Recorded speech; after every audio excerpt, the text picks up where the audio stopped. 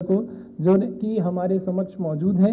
निर्माता संसद TV sir का एक बहुत ही लंबा एक्सपीरियंस मीडिया के क्षेत्र में रहा है। सर का मार्गदर्शन सतत हम सभी को मिलता रहा है।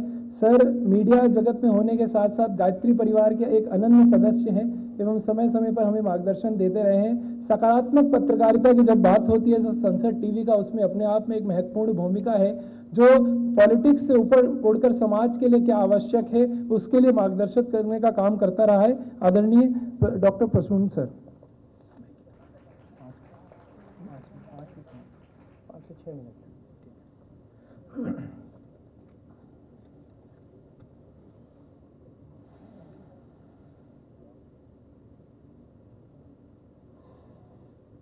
परम पूज्य गुरुदेव जी, परम वंदनीय माता जी का आशीर्वाद लेते हुए मंच पर उपस्थित गायत्री परिवार के प्रमुख और राष्ट्रीय स्वयंसेवक संघ के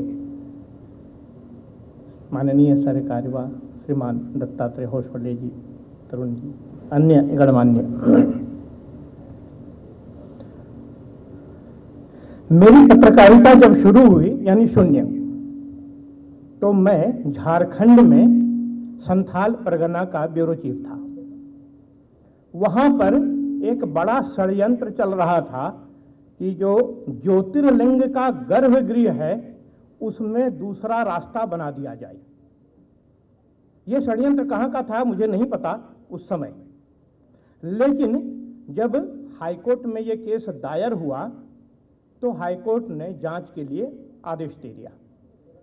संयोग से मैं वहां पर था, मुझे कुछ नहीं पता क्या होता है, क्योंकि पहली बार मैं वहां पर गया था, पहली बार कलम संभाला था। लेकिन इंडियन इंस्टीट्यूट ऑफ साइंस में प्राचीन भारत का साइंस पर काम करते हुए प्रोफेसर AR वासुदेव मूर्ति ने मुझे पढ़ाया था कि गर्भगृह में दूसरा द्वार नहीं हो सकता और गर्भगृह का महत्व क्या है। तो ऐसे 7 लेख हमने लिखे थे। और कुछ दिन के बाद एक स्थिति ऐसी आई कि लगभग 50 करीब पुरोहित वर्ग के लोग, वहां पर पंडा कहते हैं, अक्षत, दूर्वा, जल, आम्र का पत्र सब लेकर मेरे ओर ऑफिस में ही घुस गए और मंत्रोच्चार के साथ शुरू हुए। तो मुझे लगा कि जहां जहां बलि प्रदान किया जाता है वहां बलि देने से पहले बकरे के साथ ऐसा ही करते हैं, क्योंकि वो सशक्त समाज है, वहां पर दबंग भी है। लेकिन सचमुच कुछ उल्टा हो गया और उन्होंने अपनी भाषा में कहा कि तो जे 7 टाप लेख लिखल है बाबा, हमरा सभी का डिग्री मिली गई। आपने जो 7 लेख लिखा कि धर्म, अध्यात्म, विज्ञान, उसके वाइब्रेशन, उसका अर्थशास्त्र, ऐसे जो 7 लेख लिखे, हमने केवल वही कटिंग हाई कोर्ट में दे दिया और हमें डिग्री मिल गई कि अब यहां दूसरा रास्ता नहीं खुल सकता है, हाई कोर्ट ने कह दिया। ये शून्य पत्रकारिता में एक शून्य प्रसून कुमार की पहली बात थी और पहला अचीवमेंट मेरे लिए था, उनके लिए तो कुछ होगा। उसके बाद मुझे जो आजकल सीमांचल कहा जाता है ना, कटिहार जोन में मैं हिंदुस्तान का ब्यूरो चीफ था। तो एक रिपोर्टर ने एक छोटा सा भेजा था लिखकर, एक पर्ची टाइप का था कि यहाँ पर तेग बहादुर जी आए थे, उनका एक हस्तलिखित ग्रंथ 6 महीना रहा गुरु ग्रंथ साहब पानी में, फिर वो ऊपर आया। बहुत पहले गुरु नानक जी आए थे। तो मुझे लगा कि इसमें दम है, जरा चलें वहाँ। और जब प्रकाश उत्सव होने वाला था उसके 3 दिन पहले हमने एक छोटा सा लेख लगाया कि गुरुदेव की चरण धूलि को सारी दुनिया में बहा दी गंगा ने। तो वहां था क्या कि सेमारी नामक एक जगह में एक छोटा सा गुरुद्वारा था, गंगा में कटकर बह गया, वहां गुरु नानक जी आए थे। तो इस लेख से मैंने दूसरे दिन जाकर देखा कि हिंदुस्तान अखबार लेकर वहाँ जो गुरुद्वारा में बैठे हुए सिख बंधु थे वो काफ़ी भावुक थे, कुछ के आंसू गिर रहे थे। वो लेख इस प्रकार का लिखा हुआ था कि गंगा को भी लगा कि गुरु के चरण छूने चाहिए, चरण में, चरण धूलि में बहुत शक्ति होती है और जब हमें जितना पुण्य हो सकता है तो पूरी दुनिया में फैला देते हैं। हमने इसको इस प्रकार से सकारात्मक रूप में लिखा, यह नहीं लिखा कि गंगा ने काट दिया, बाढ़ आ गई वगैरह वगैरह। और दूसरे दिन हमने लिखा गंगा और कोसी के संगम पर होगा संगत का समागम, और हमने लगभग लिख दिया कि 1 लाख लोग लगे आएंगे। आमतौर पर मिलजुल कर आ ही जाते थे, लेकिन अखबार में पहली बार गया। अमेरिका से 2 लोग आ गए, ऑस्ट्रेलिया से 2 लोग आ गए, दिल्ली से 48 सिख बंधुओं का एक जत्था पहुंचा, और पूरे बिहार झारखंड में जितने सिख बंधु थे वहां सब आए उस प्रकाशोत्सव में। तो उस दिन की लगभग सभी अखबारों की हेडिंग थी कि बिहार की माटी में खुशबू उड़ी पंजाब की।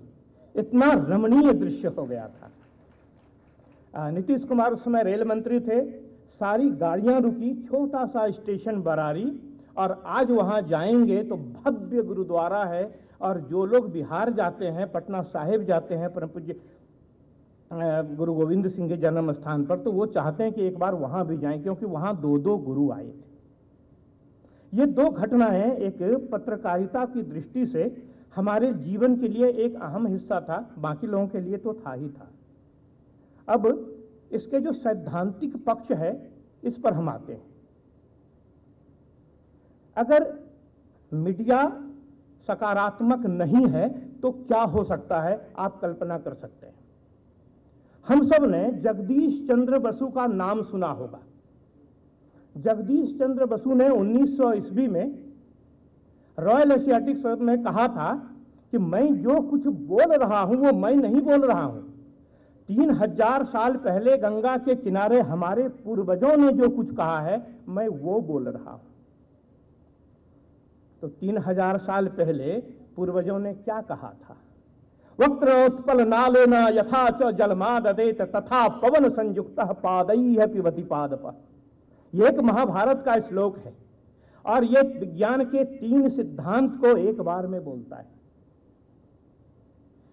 थ्योरी ऑफ सक्शन पंप, कि कमल के नाल से हवा के संयोग से जब हम खींचते हैं ऊपर चढ़ता है और तो पानी ऊपर की ओर आता है। ऐसे ही पौधे का जड़ पानी को खींचता है और पानी ऊपर आता है। चूंकि वो पैर से पानी पीता है इसलिए पादप कहलाता है। पादैः पिबति पादपः। ये थ्योरी ऑफ सक्शन पंप तो 19वीं शताब्दी में आया। दूसरा, ये कब करता है? जब पौधा भोजन करता है, यानी थ्योरी ऑफ, ये हो गया प्रकाश संश्लेषण की क्रिया, फोटोसिंथेसिस। और तीसरा सिद्धांत है कि पौधे भोजन करते हैं, यानी पौधों में जीवन है। इस जीवन की बात को उन्होंने कहा था, लेकिन उससे पहले जब उन्होंने टेलीफोन बनाया था तो अपने घर में वो जब आना उनको अपना घर होता था तो पत्नी को वहां से इशारा करके घंटी बजाते थे उस बेतार के तार से।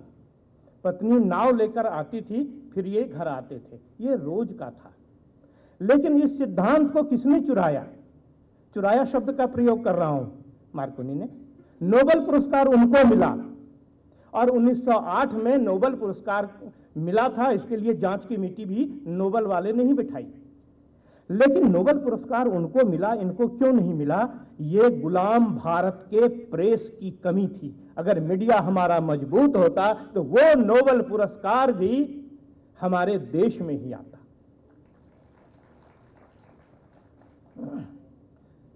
प्राचीन भारत में हम लोग जानते हैं कि जैसे आज भी मीडिया का एक टैग लाइन होता है कि सबसे सच्चा, सच कह दूं क्या, हम खबर वही जो हम दिखलाते हैं।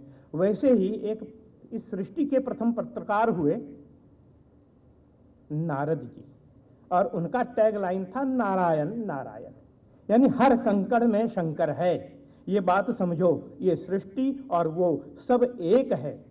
अहम ब्रह्मास्मि तत्त्वमसि सर्वम इदम खलुमिदम ब्रह्म, यह संदेश वो दे रहे थे।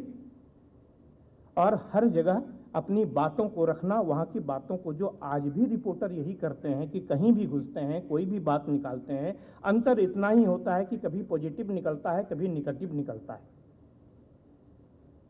जब पॉजिटिव निकलता है तो विकास की बात होती है, प्रगति की बात होती है, भारत ऊंचाइयों को छूने की बात करता है। और जब निगेटिव होता है तो हमारे ही रिपोर्टर बताते हैं कि देखो सेना इधर से घुस रही है, कसाब तुम उधर से भागो।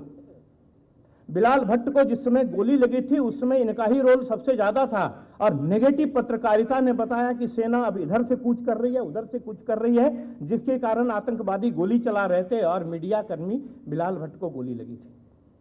ये दोनों ही बातें, पॉजिटिव और नेगेटिव, दोनों ही पत्रकारिता का एक विचित्र स्वरूप है और हम लंबे समय से इसको देखते रहे हैं।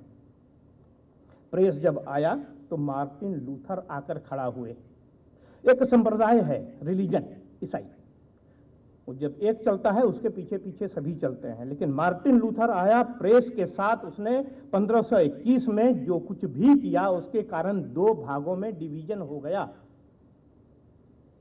और कैथोलिक था, प्रोटेस्टेंट, ये 2 हो गए। ये क्रेडिट जाता है मार्टिन लूथर को। हमने शुरू से देखा है कि इसकी आवश्यकता है, उनको आवश्यकता अभी 400 साल 300 साल पहले लगी होगी।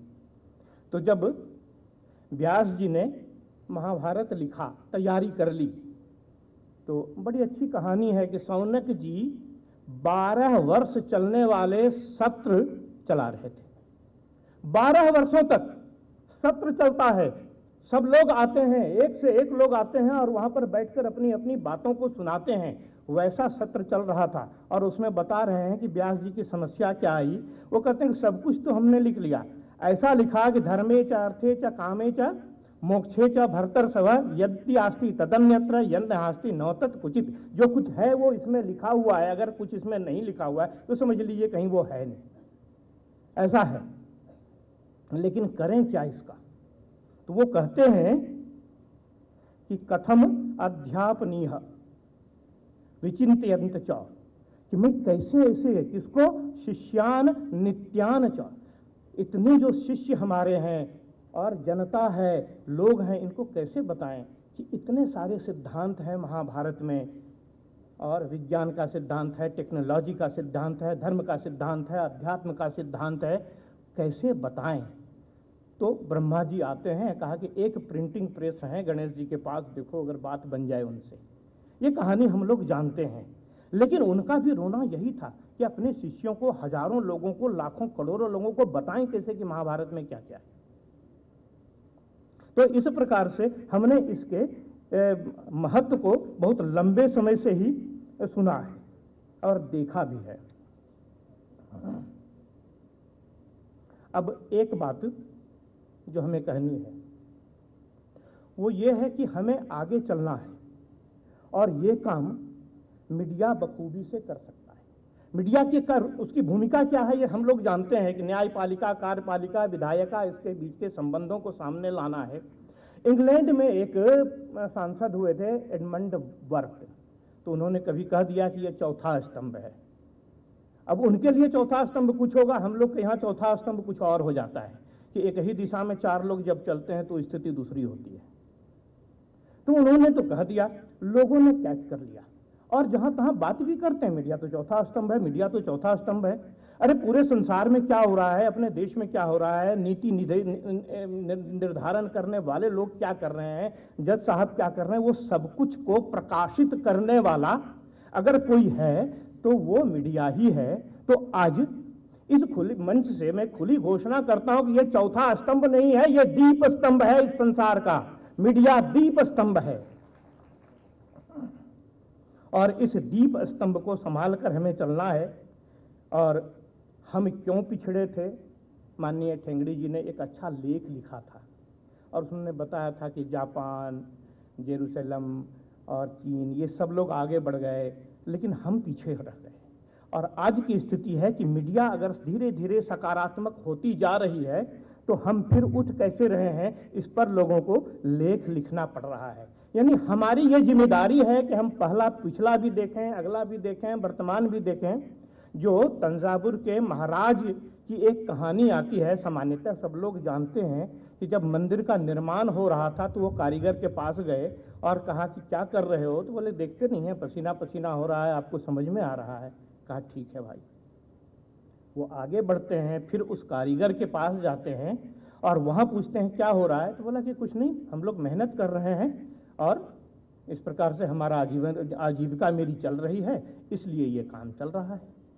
फिर आगे बढ़ते हैं, फिर एक कारीगर बताता है कि भाई यहाँ पर भव्य मंदिर बनेगा, हजारों लाखों लोग आएंगे, भारत की पूरी परंपरा का रेखांकन करेंगे।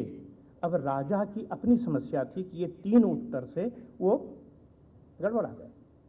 ऐसा क्यों किया? बहुत समझने पर उसने कहा, समझा उन्होंने कि पहला व्यक्ति को केवल उस समय का ज्ञान था, दूसरे को कुछ समय का ज्ञान था और तीसरे को भविष्य का भी ज्ञान था।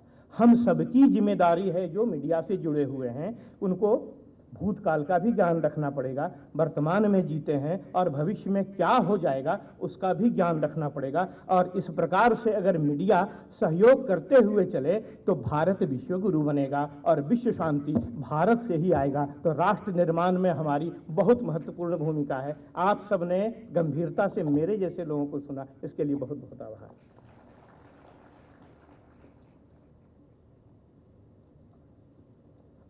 बहुत बहुत धन्यवाद सर। आपने बहुत ही प्रासंगिक ढंग से हम सभी को राष्ट्र निर्माण में क्या करने की आवश्यकता है, क्या करने से आगे क्या जो दिशा है वो और भी अच्छा और क्लियर हो सकता है, वो बहुत ही अच्छे ढंग से आपने समझाया।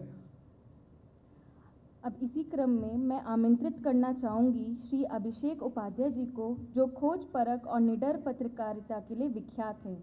आपने एबीपी न्यूज़, TV9 भारतवर्ष और इंडिया टीवी जैसे प्रमुख चैनलों में वरिष्ठ संपादक के रूप में कार्य किया है। आपने अनेक चर्चित राष्ट्रीय मुद्दों